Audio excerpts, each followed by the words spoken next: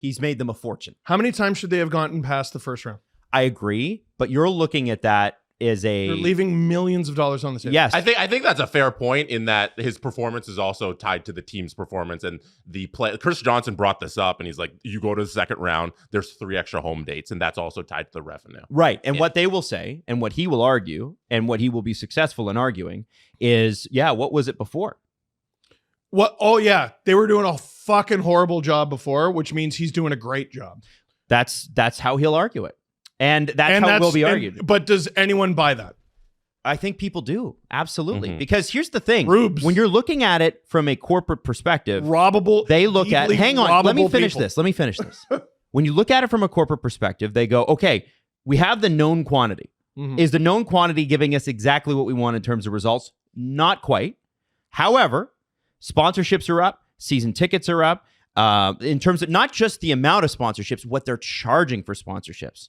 If I told you what it costs to just buy official partner of the Toronto Maple Leaf status, you'd fall off your chair. And that's before you've spent any money activating that partnership. And the reason that they can do that is because they've had this amazing run of regular season success. And the in-game is better. The fan experience is better if you can afford to go. All of that stuff is better under Shanahan, and that's his direction. So they will look at that and they'll go, okay, then we got to bring somebody in, and we got to get them up to speed, and then we got to hope and pray that they can do a better job than Shanny. Well, then how do you? That's how they're going to look. How do you then tell this man who scored 600 goals and is in the Hockey Hall of Fame, you're doing a great job? Fuck off from all the hockey decisions. I don't know. That's a board decision, I think. I think the way they should be looking at it is the same way. Like, I understand the point in that they're wildly successful and all that stuff, but the way Alan Walsh talks about how Gary's running the NHL and how successful it's been recently, like they've gotten revenues yearly up to $6 billion. The NHL is generating revenue. But when Alan talks about that, he's like, yeah, it's widely successful and way above anything all the owners' expectations are, but it should be in the $9 billion, $10, $12 billion area. And that's how I feel about Brendan Shanahan. I think that's how the MLSE board should look at Brendan Shanahan. Yeah, Gary, you made $6 billion, but you should have made double that. Yeah, Brendan, this team is great and has wildly successful and turn around the franchise and all that stuff, but it should be better. You have all of the resources here. You should be doing more with what you have here. And I think that's a failure in my eyes. They clearly don't look at it like that. But if you're falling that short of where you should be, I don't care what gains you've made, we should have 3x what you've done. And basic math. You make more than anybody else, and you are not experiencing near the same success as almost anybody else. Yep. And listen, come on, guys. What are we doing? I also want to say this. Maple Leaf Sports and Entertainment, more than I think that they've let on, were severely hit, like a lot of teams, in their month-to-month revenue over the pandemic. Huge. All right. And so what teams want right now at the executive level is stability. And so you have to account for that. You have to, if you want to understand it, listen, we can rage all podcast about it, but I can tell you that that's what they're looking for. Well, and that's why Dubas was fired. Because first round exit. No, he wasn't. Second round exit. He wasn't fired for that. Whoa. That's way too unstable. We've had too much success. First round exit. Oh. Yeah, the stability thing goes against firing Dubas goes against that stability thing, because what do you do a month before the draft when you have a bunch of big decisions to make on your core four? Well, they obviously trust Shanny. It was those decisions because he's the one that had ultimate decision. Brendan Shanahan with these things. Well, okay. Do you want to know what I've heard? Sure. What have you heard? So I know on pretty good authority that 1/3 of the board was ready to move against him if they were able to get out of the first round.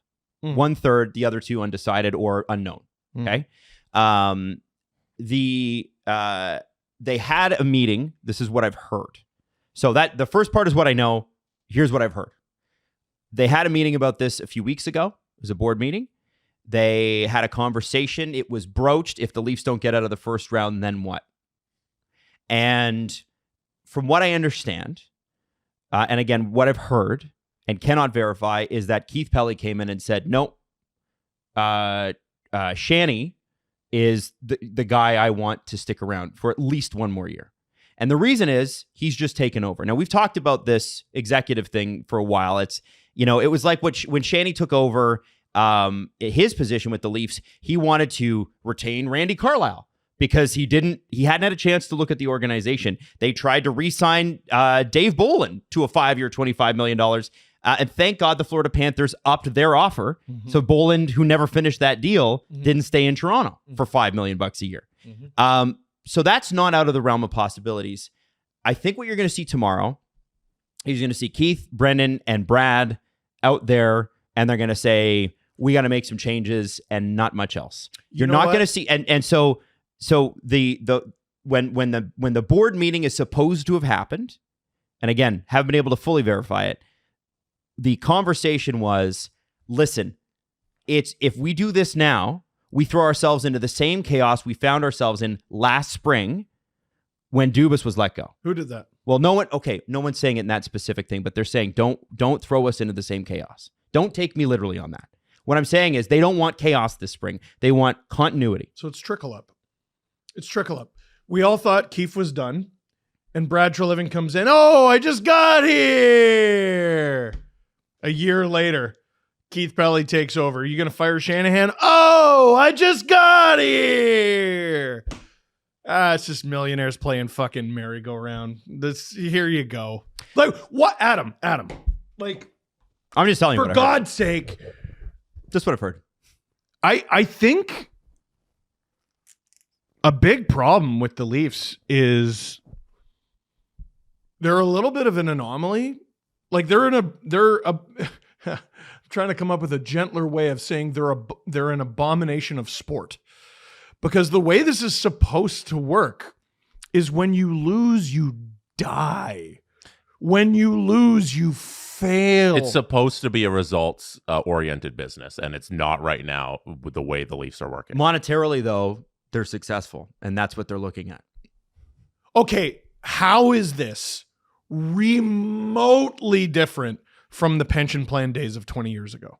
I don't think it is. I'm just telling you. Listen, I think they're upset about the lost revenue, but I think they're also going to point at and go, well, we made more money this year than we did last year. Okay. How about this? Fuck off out of the sports realm then and go run a grocery store. Yeah, as a fan. Go, make a shoe line. Go get involved in any other business. You win or lose. It's sports. Well, Are you fucking joking? As a fan, you would hope that the ownership of your favorite sports team would recognize that it's more than about the bottom line, and that you wish you had ownership in there that recognized the results on the field of play are what matters the most to the people who care about your team and are the reason that you have all of those revenues. And if those results aren't coming, it's time to make results so that it's time to make changes so that those results do come. Well, and so here's what my thought on that is, and I mentioned this a couple shows ago.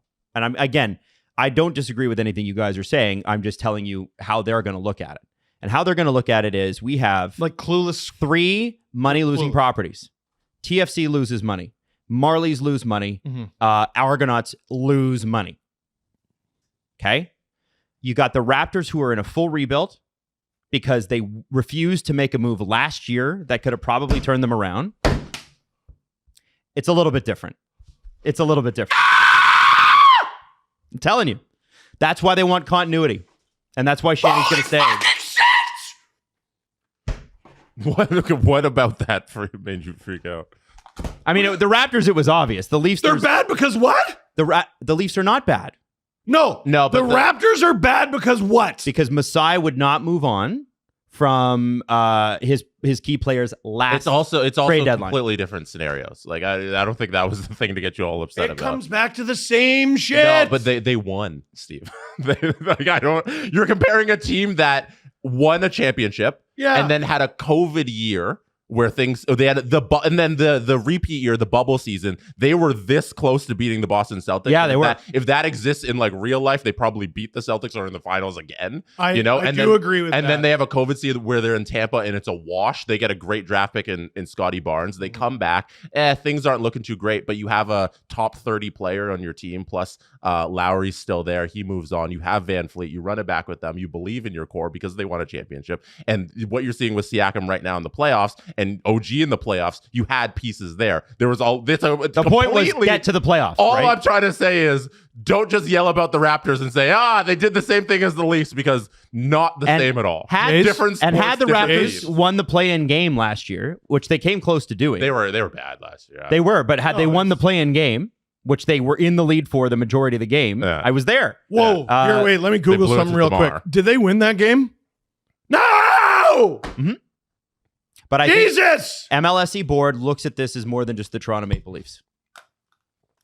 Yeah, and I don't think they do. And I am upset that I cheer for a sports team that has an ownership group that's this inept. All that said, I think what's going to happen tomorrow is the straight ahead boring answer. That's always Friday. What always happens in this is that you hear a bunch of wild rumors, and guess what happens? The most boring thing. Trust the most boring answer. The most boring answer is Shanny, Pelly, and Tree are up there. They are Treliving, Tree Laughing, and Tree Loving. And they are just talking about what the future is going to be. And yeah, we might have to look at some moves, et cetera, et cetera. That's trust the boring rumors.